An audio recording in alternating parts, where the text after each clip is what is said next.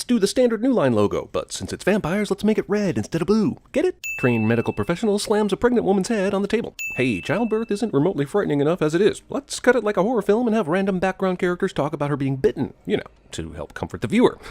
Zip code 90031 is in Los Angeles, but the state is listed as Florida. Giant ass bloody baby doll makes me nostalgic for the Twilight baby.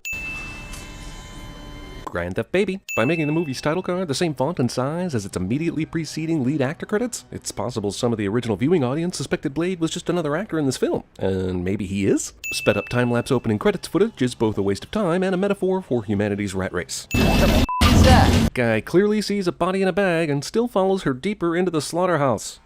Hey! Ladies and gentlemen, Tracy Lord's honest film career in 3 seconds. I just had a seizure. Thanks for that. This guy took dance lessons from Elaine Bennis. So, who hooked the sprinklers up to blood instead of water in this illegal temporary club? Where is the blood reservoir this is tapping into? Also, this would be like if a normal nightclub decided to spray beer all over everyone, which would be very sticky. And most of the nightclub occupants would rather just drink the beer normally. Besides being kind of gross, this seems incredibly wasteful. Is this guy the only mortal they brought to the vampire ball to eat? Most of the other vampires here are probably going to be super pissed that they didn't get to have any human blood, because there's no way he could feed all of them. This would be like if it was my turn to bring donuts on donut day and I only brought one donut. I'd probably get fired. Everyone in this joint coordinates the stoppage of the blood play upon Blade's arrival. Also, Blade was somehow able to 100% sneak into this spot at this moment with no one seeing it, which is goddamn impossible, but whatever. There were hundreds of them standing there, right? Is the movie really trying to tell me they couldn't all take him on and instantly succeed? But no, they take him on one by one. Stormtroopers, eat your heart out. We found a group with even shittier aim than you. Vampires. This bull. I'm getting a little tired of chopping you up. Okay then, just blow him up like all the other vampires you just disintegrated. This is very much on you at this point, Blade. Blade is able to maintain a normal level of back flexibility even though his scabbard is built into his jacket and runs down his back. This is the windiest alley in the history of cinematic alleys, Jesus. What are the odds a character about to be drawn into this vampire story is a hematologist? Like, lottery winning odds, right? But this doesn't make any sense. You're right, the red blood cells on that monitor don't make any sense. That is definitely not what your microscope should see, unless you're watching a very boring episode of Magic School Bus. Honestly. You ever have second thoughts about us? Guy demonstrates with the timing of this question why any sensible girl would break up with him. With a reality as populated by vampires as this movie will suggest, it's a wonder this never happened before, honestly. Also, this supercharred burn victim now appears to be cosplaying as a burn victim, given his freedom of movement and the silliness of his appearance. Here's Blade to save the day, because of course, he's constantly monitoring the communications of 7th floor hospital employees. Freeze! Are you out of your damn mind? And the guy wrapped in hefty bags was never heard from again. Despite leaving tons of victims behind at crime scenes prior to this, Blade decides to get invested in this one, which turns out to be a really good idea later, but whatever. Blade just had a flashback of his mother that he definitely couldn't remember because he was just born. Did Blade put those pillows there, or did he just luck the fuck out? I think these cops might be even worse shots than the vampires earlier. Why even have guns in your movie? She's been bitten. Should have killed her then. Abraham would be excellent at cinema sins. Marvel paid money to play 1.5 seconds of Bad Moon Rising.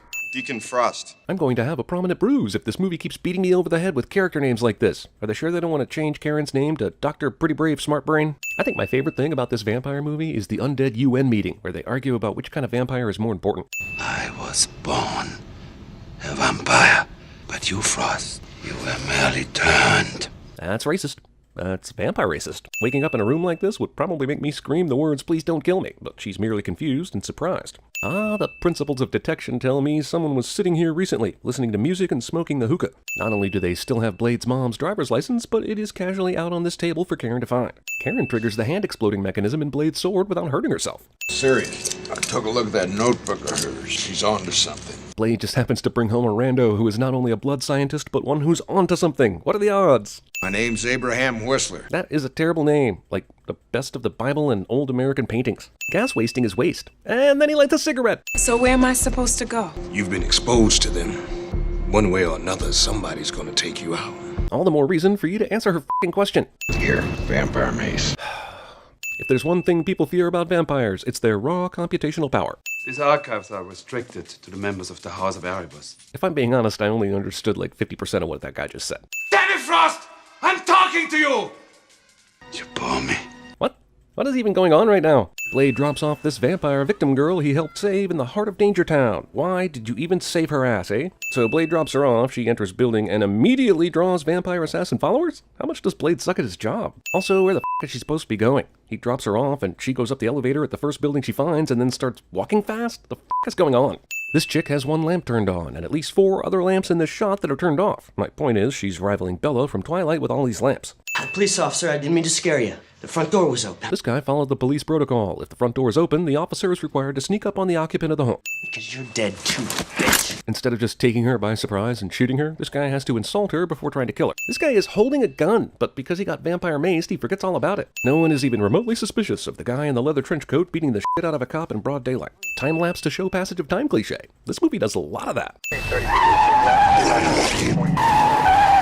Using the same stock tire screech sound twice within 10 seconds. So forget what you've seen in the movies. Does that include this movie? I'd love to forget what I've seen in this movie. You know how to use one of these?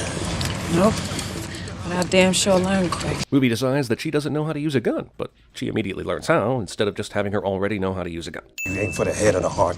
Anything else is your ass. Even though Blade has killed countless vampires during the course of this movie by hitting them anywhere in their midsection. Not only was this computer able to translate the ancient text, but it was also able to generate this 3D model, because this version of Rosetta Stone has a blueprint generator, just in case it decides a series of hieroglyphs is actually plans for a structure of some kind. Look, they're using the girl as bait. And you are stupid enough to take Shut it. up. I appreciate the help, random vampire chick, but I've got this. And you were stupid enough to take it? Vampire the Hutt. Farts equal humor, right? Not sure if movie is just throwing in jumpy cuts of Blade's next adversary or if I'm having a stroke. Instead of luring Blade out of the vampire Bible room, they decide to bring the fight there so they can destroy these priceless artifacts. Catch you f***ers at a bad time? Whistler Ex Machina. Abraham survives this, though at this point we shouldn't be surprised. Blade's mother was attacked by a vampire while she was pregnant. And the vampire somehow didn't just kill and eat the fetus. Instead, a super vamp was born. He'd undergone certain genetic changes. Oh. I thought the serum was supposed to suppress that. His body started to reject it.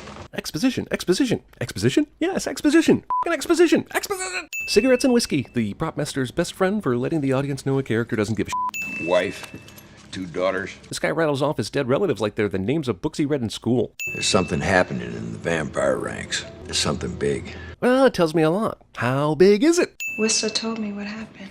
Snitches get stitches, though. He told me what you are. You don't know anything about me. Except for all that stuff that Abraham just told her, basically your entire backstory. You were a sluppy, you got what you deserved. Discount I inspired like 50% of Lady Gaga's look. Neither Frost nor any of his vampire friends are affected by the sun rising quite like the guy they brought out here to kill. Yeah, sunscreen schmunscreen. Also, this guy is already burning, even though the sun hasn't risen yet. Why the hell is no one else burning up right now? I see that they have on their motorcycle getup, but their faces are still exposed to the sun until they put down these visors. And don't tell me it's because they put on this sunscreen, because I call bullshit on that being effective. And Dragonetti was definitely burning through his clothes earlier, so they should all be reenacting the Ark of the Covenant right now. It's something about the blood god, the spirits of the 12. This is the most Buffy the Vampire Slayerist of any modern vampire. Sudden magic blood text? I can read that. Give it here. I took a trip to the hospital last night.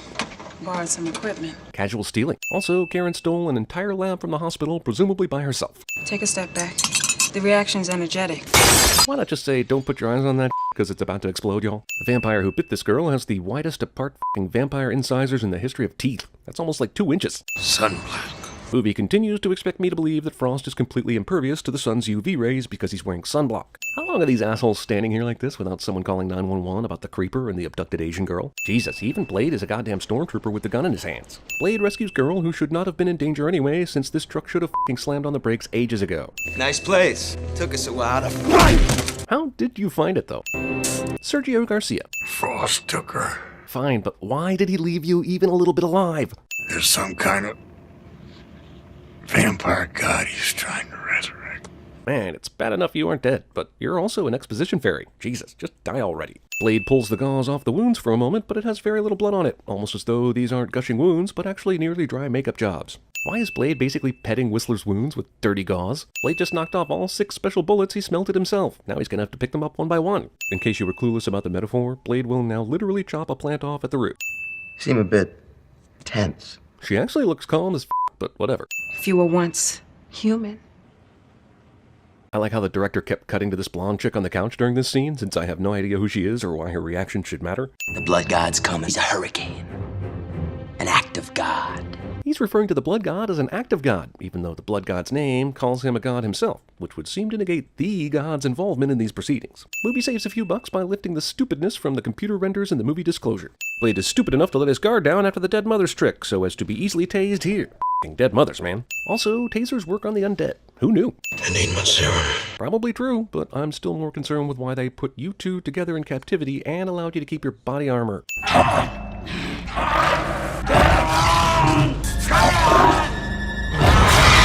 Karen. Try to understand, Eric. I forgot this is Blade's mother for a second. There's some weird Freudian going on right now. In Hollywood, they call this the Lost Boys effect, and here it's combined with the Bruce Almighty Moon.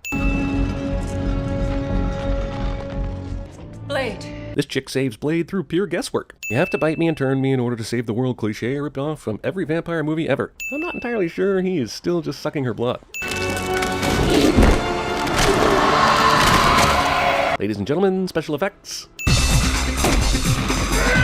Blade movie thinks it can reap goodwill for the finale by playing some of that Matrix action music that doesn't exist yet. Hey Karen, maybe if you aim for one of the columns, you might hit the girl? Earlier, Whistler said the garlic would cause anaphylactic shock. I had no idea anaphylactic shock makes your head explode. So basically this is the vampire version of Bloodsport, right? Didn't you just bite and turn her? She's not a fucking daywalker, right? Or does anyone you bite turn into— you know what? F it. I officially don't care. F you and the undead horse you rode in on, movie. Why the f is he in Moscow right now hunting vampires? Did he run out of vampires in the US to hunt? I guess we won't know until Blade 2. Blood on the Blackboard, the Bart Simpson story. Starring Richard Chamberlain as Principal Skinner, Joe Mantegna as Fat Tony, Jane Seymour as the woman he loved, and TV's Doogie Howser, Neil Patrick Harris as Bart Simpson.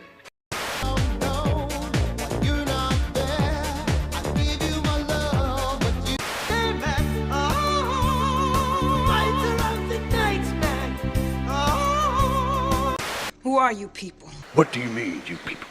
You were a sluppy, you got what you deserved. I'm getting what I deserve, I'm reaping what I sow.